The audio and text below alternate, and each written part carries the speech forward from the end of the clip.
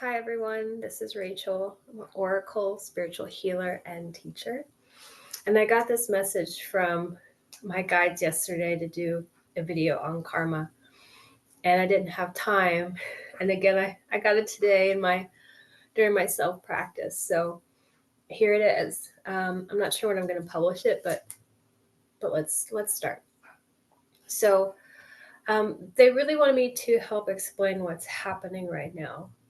And what I mean by that is like on a large scale, what's happening in perhaps maybe your country or in other countries that you are seeing on the news. What's happening globally right now is there's a lot of um, energy coming to the surface that is that's wanting to be looked at. And a lot of this energy that's coming to the surface is old, really old. Some of it's thousands of years old. It is part of the the distorted masculine energy, which is the destruction, and it is the bullying, it's the overpower, it's our wounding, our trauma that we've experienced. The majority of it is coming, that's being expressed and it's wanting to be healed right now. It's coming through the masculine energy. So that's all coming to the surface for us to look at. Now, how this pertains to karma, if any of you are astrology buffs or love studying it, I'm a student of astrology, definitely not an expert, but I see a lot of things that coincide between what I bring through and what astrologists also bring through as they read the stars, specifically more like Mayan astrology and sidereal astrology or Vedic astrology. Not so much tropical astrology, although tropical astrology is really great at seeing our karma from other lifetimes, what we're coming into this life with, right? So gifts, and astrologers will also say this, that there have been specific times in history that these same planets were doing the same thing they're doing right now or have been doing. And this is what happened in those periods, right? So right now there's a lot of karma coming up collectively and individually. So just to break down karma, we have our individual karma, what our soul has gone through, both positive experiences and negative experiences, right? We have our ancestral karma. So that's, ancestors, lines of ancestors going through poverty, or ancestors all, being teachers, or ancestors all being healers, or ancestors all being farmers, right? So there's this ancestral karma that kind of gives us a boost, a gift, and then there's other ancestral karma that we would, label more as trauma that needs to be healed, that actually is hurting us. So then when we talk about our collective karma, it is what we do as a community, as a country, together. It's the decisions we make together that influence these bigger entities, like countries or cities or states. And so that's what we're seeing a lot of right now if we're thinking about, the global picture or the picture of a country or a place, is our collective karma is coming up to the surface. Just like if we were doing a detox, all the toxins come up. Now, this is the turning point, right? This is the moment that really makes the difference. As those toxins come up, as the karma is looping back around and coming back to reveal itself, what choice do you make? What choice do we make? Do we make the same choice we made 500 years ago, 2,000 years ago, last week? Or do we become aware, reflect, and perhaps make a new decision, which will take us on a new course, which will help us rewrite our karma. Those energetic patterns that cycle, those energetic frequencies that stay around us. So individually, it would be in our aura. Ancestrally, it's passed on through our DNA energetically. And, collectively, yeah, it's like these bubbles of consciousness that get passed. And again, it comes up, for example, with the country and the people living in the country. Or a specific place, a city, right? So every city or a piece of land, country, river, ocean has its own energy, just like everything. And within it, it has its own energy, right? The different people and the different animals that make up the collective.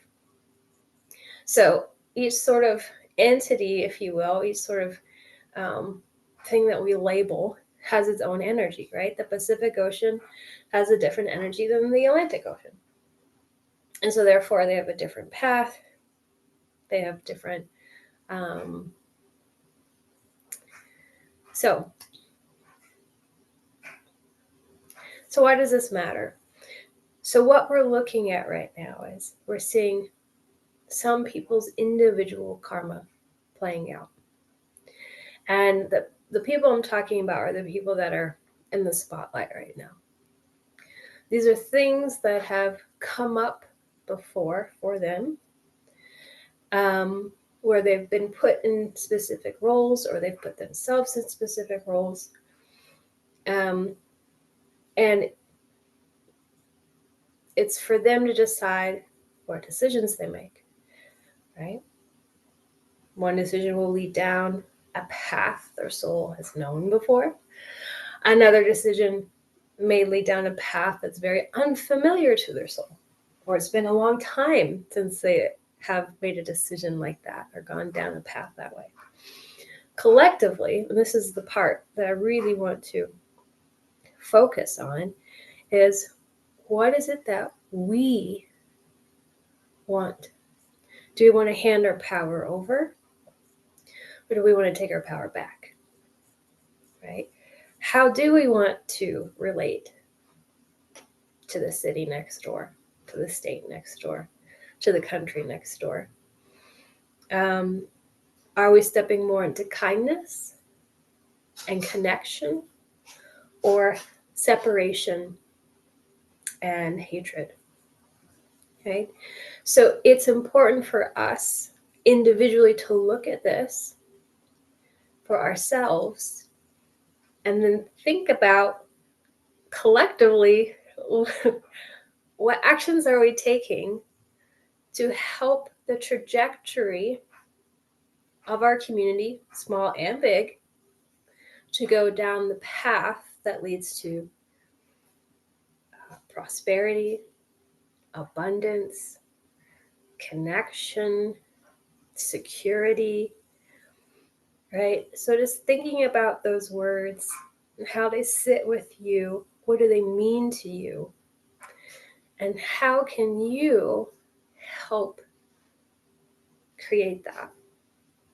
How can you be a part of ensuring that that's the outcome, as opposed to isolation, separation, insecurity, instability, fear,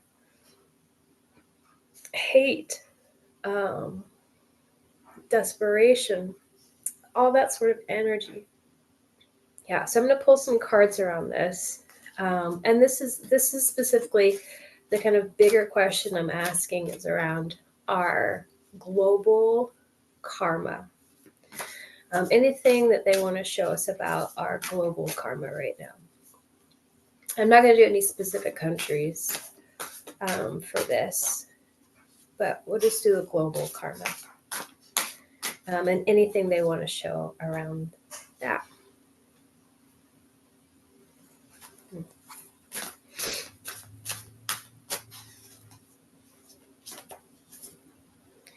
There we go. Transformation. Everything is shifting right now. And I've talked about this before. It is why it is so important to be stable within. Because things are going to look completely different 6 months from now, 6 years from now, but 6 months from now, it'll look and feel very different. What else? And so again, this transformation is part of growth, right? And so in order to grow, we have to get really uncomfortable. I mean, think about it, anytime your life feels like it's collapsing, or you don't know what to do, you don't know what decision to make, you don't feel good, right? But it's taking you through a growth spurts, through some sort of transformation that is putting you in a better place at the end. It doesn't feel good through the process.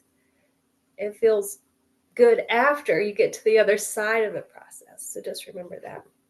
Initiation. Yeah, lots of people, I'll say this, lots of people are going through individual initiations. We're also going through collective initiations, many different kinds. It's not one specific sort of initiation that's happening. More people are coming into their heart space, their heart center, feeling more compassion and togetherness because of this sort of like all the things that feel hard, and like almost like they're being beaten down with, and out of their control. So what's causing to happen is people getting more into their hearts and having more compassion for each other. So that's one of the things that all of this is causing to happen. And sometimes, especially with humanity, things have to get really bad before they get a lot better, before we actually change. Yeah, this is all being guided. Everything that's happening. And when I mean guided, this is the ascended masters. Again, this is karma. A lot of this is karma that has to play out. And we have to decide what direction we want to go in. And again, Earth's karma is to have peace and harmony restored. And that's going to happen. We can make it easier or harder. Yeah. Okay, what else?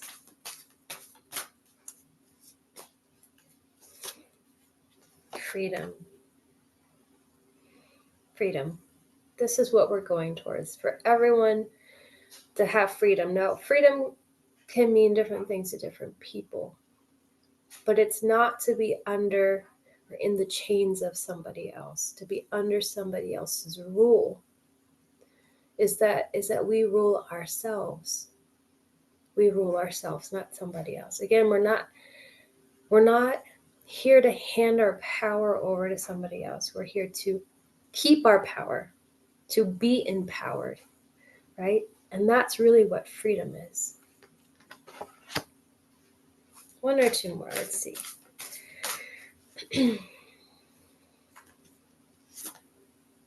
Yeah, healing.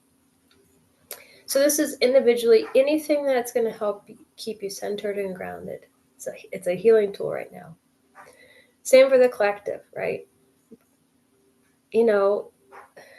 If you're feeling yourself listening to things or watching things that are getting you agitated or flustered, take a break. Go outside, be in nature. Do something that feels centering for you. Take a bath, drink some tea, meditate, take a movement class, right?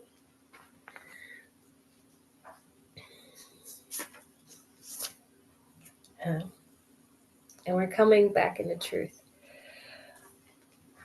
Everything that's happening right now, there's so much that is being covered up. And the truth always prevails. It always eventually comes to light. And again, because the earth's path is to come back to a place of being a place of peace and harmony, that's also a place of truth, where truth reigns. And this is going to take a while, and it's going to happen in layers and in waves, but we can start individually and work our way into the collective, right? What's your truth? What feels true? It's really easy to come back to truth if we're listening to our bodies. Our bodies don't lie. If something is happening or you hear something and you feel your body contract, it's telling you something. Or if it's expanding, it's telling you something. Listen to that. Okay.